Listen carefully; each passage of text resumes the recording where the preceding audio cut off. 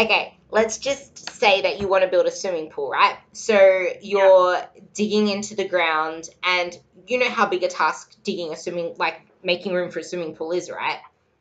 Yeah. So we're digging every single night, we're digging stuff in.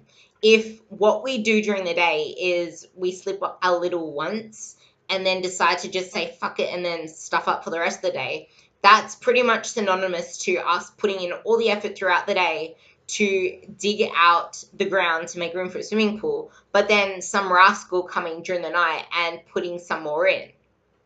Yeah. And then if you do it more on top of that and then let the next day be like, oh, well, I fucked up yesterday, I'm just going to wait until Monday. It's like that rascal coming in to put in the dirt plus it raining, which makes it harder for you to even do any work the next day. So not only are you not able to chunk more out the next day, but there's extra to chunk out. So it's like taking you two steps back. So instead of just, Yeah. so it's like if you just fuck up that one day and then go back to it the next day, you're making it harder for yourself. But then if you say, fuck it, it's Monday and I stuffed up again, I'll just try next Monday. It's making it one step harder by the rascal coming in, filling it in again.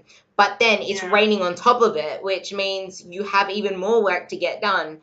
And it's just setting you up for more of like a failure fruit. So for example, if all of a sudden like you realize that you just had the crusts of your kid's bread, no worries, just like leave out a little carbs or just say, well, it's the tiniest little amount, it's okay as long as I don't do it again. But if it becomes a continuous thing, then you need to realize where you can take it out from in your plan so that it doesn't keep sabotaging you, because Yeah. especially as a small female, like our caloric allowance, like say for example, I'm programming a guy right now, he wants to cut, he wants to cut fat.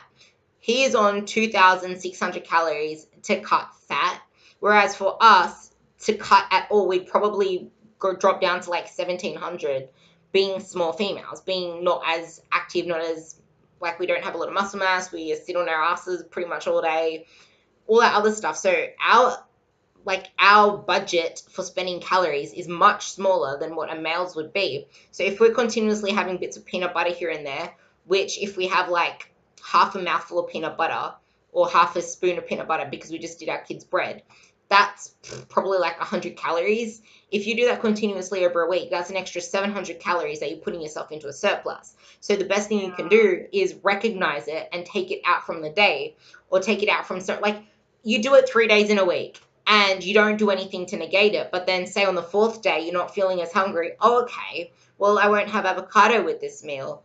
Or, but the thing is, you need to be able to delineate what is protein. I actually just did a post on my wall as well saying, okay, you need to be wary of what is a mixed macronutrient food or what's a pure macronutrient food. Like, you can't say peanut butter is a source of protein because the amount of Right. protein in peanut butter is Like minuscule compared. fat. Exactly, it's pretty Yeah. much all fat. And you can't say that salmon is a protein source either, because the ratio of protein to fat is 2 to 1. So there's 20 grams of protein in it, but there's 10 grams of fat with it too. And every gram Yeah. of fat is 9 calories, whereas every gram of protein is 4 calories. So Okay. to me, that's even amount of calories for protein and carbs. So it's 50-50 calorie split between them. So you need to be aware when you do your subs that you're taking out what is carbs and what is fats and making sure that you always hit your protein. But say, for Yeah. example, it's just a little bit of protein because you're not hungry to have your YoPro at night.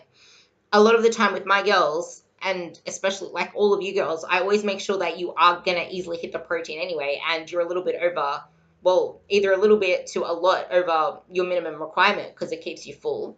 You can have fun with it, and unless you have particular cravings or whatever for a certain type of food, then I will put you on the lower end of protein so that you can get your cravings in. But a lot of the time, you guys are really happy having all of the little protein snacks and protein pancakes anyway. Yeah.